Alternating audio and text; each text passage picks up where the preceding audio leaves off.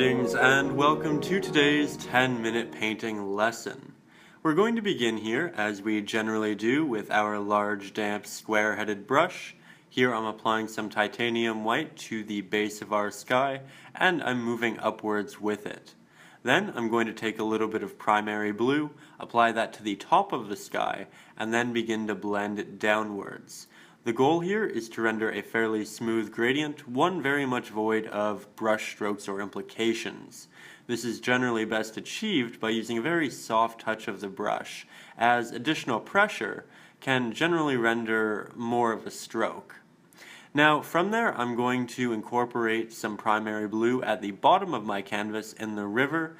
Then as we get more towards the background, I'm adding in more white, because the light in the sky, it's going to reflect down into the water, and so you should kind of have a mirroring effect with it. Then I'm going to take some primary blue and apply that to the edges of the water, just to ensure that that area is a little bit darker, as you probably won't get those nice bright reflections running through that area as you will the middle. Then I'm going to take an old square-headed brush, one where the bristles kind of leaf off in varying directions, so when you make a dabbing motion with it, you render a plethora of implications.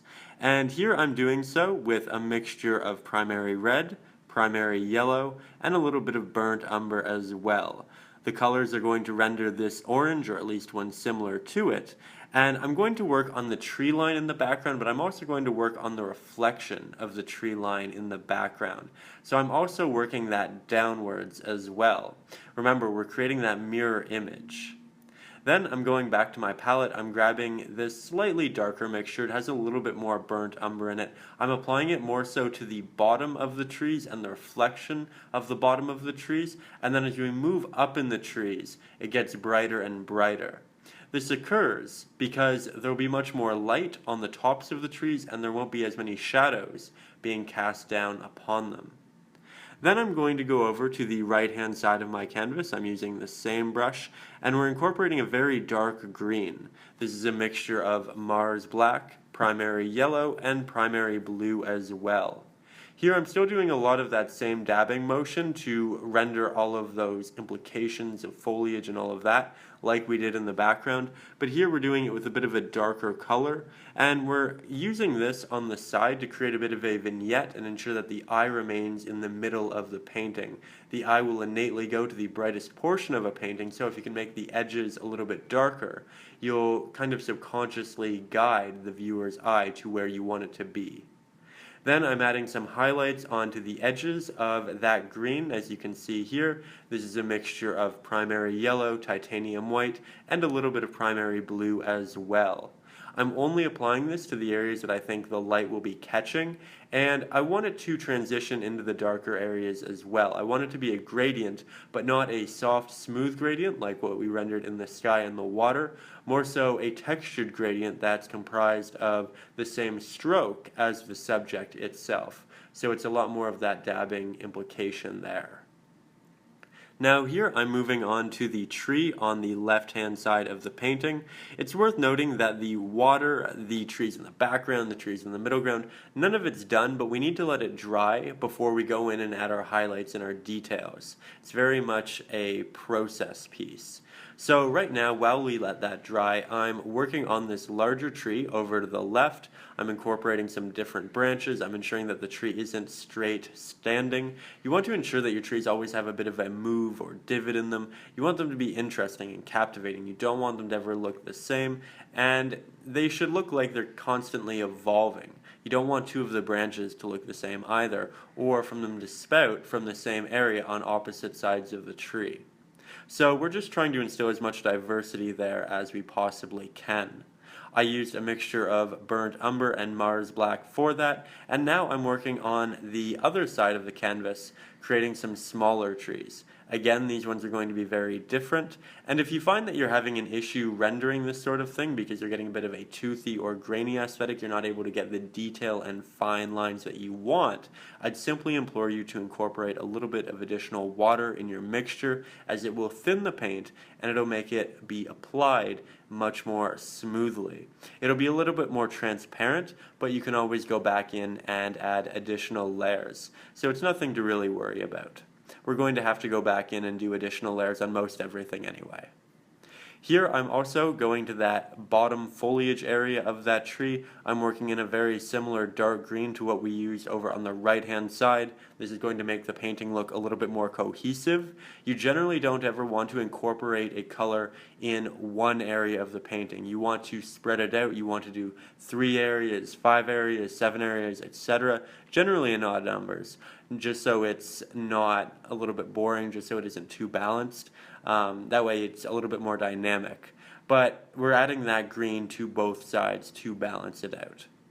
Now here I'm using the medium-sized square-headed brush, and I'm working in some rocks. As you can see, much like the trees, you want these to be very diverse in size and shape. You don't want them to be the same. So we're trying to come up with as many simple shapes as we can, and rocks are generally just an amalgamation of simple shapes. I incorporated those there with a lot of Mars black, but we will go back into them later with a little bit of color and highlight so they won't look as flat. Speaking of adding highlight, here I'm going back into my trees with that old square-headed brush. This time I'm using a mixture of green that's more so a primary yellow and a titanium white, just because I don't want it to be too green. I want it to be a little bit more yellow heavy. That yellow will blend well with all of the orange that we're going to incorporate later. So again, it's about making it cohesive and having things share different colors. It's also going to give it a bit of a warmer vibe as well, which is kind of nice. Now I'm also taking that yellow and I'm incorporating it in the background of our trees. Remember, they weren't finished, we just needed to let them dry.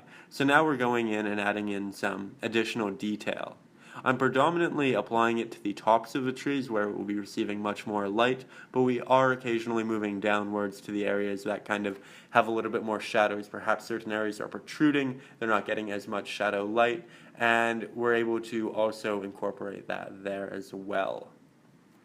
So the painting is starting to come along. Here I'm taking a bit of a darker orange, a bit of a red as well, and I'm applying that up here for our foliage. Now, when you're doing this, it's important to remember that your foliage needs to be diverse, but you want to create it in clusters, and you want to leave openings with it.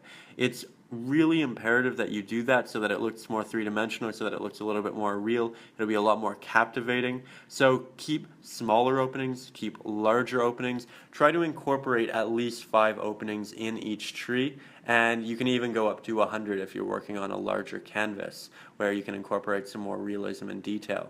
But here, as you can see, we have a lot of sky showing through.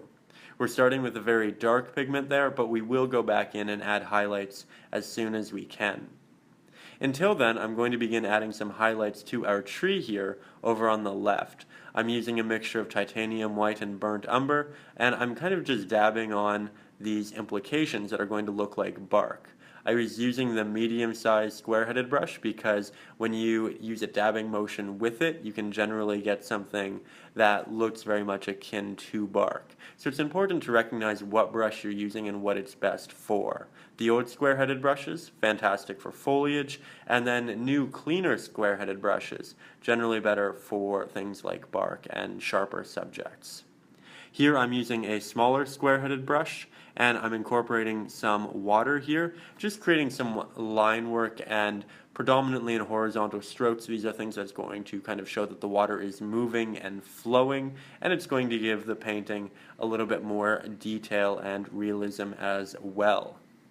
Now here I'm taking a little bit of a brighter orange and I'm going back up into our tree area, seeing if it's dried. Then I'm taking a bit of a yellow mixture as well, and I'm incorporating that up there.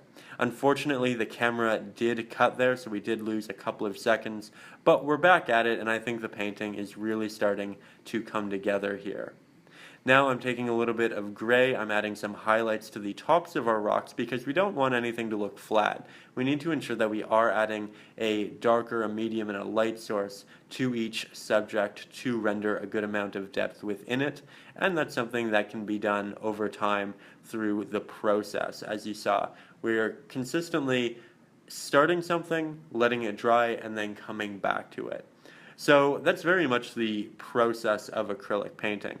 With that said, that is essentially our 10-minute version of the painting, but as per usual, I did have some additional ideas. I thought that they could be helpful. I thought you might like to see them, so that's something we're also going to incorporate here in today's lesson, just to give you a little bit of extra content to think about.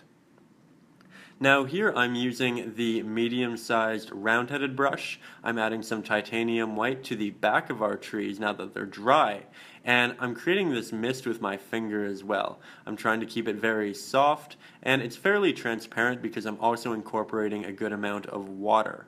But now we get that nice misty background over on this river, this lake, and I think it really helps push the background back while making it a little bit more mysterious and a little bit more interesting. Then I'm going back up into the trees and the foliage. I'm adding in a lot of additional highlights, just trying to balance everything out. Sometimes you need to go back and do this a couple of times because acrylic paints can dry fairly transparently and a little bit darker. So we're just going back in and fixing that up. With that being said, that is our 10 to 11-ish minute painting. I truly hope that you've enjoyed and you've learned something. If you'd like to learn more about acrylic painting, there is a link in the description to my ebook, Acrylics for Beginners. If you'd like hour-long lessons just like this, they are also offered in the description over on my Patreon. I show you how I'm mixing colors when I'm using water, all of the things we don't have time to talk about in these 10-minute lessons. With that said, I'd like to thank you so much for watching. I post every Saturday. I hope to see you next Saturday. And above all, as always, stay creative.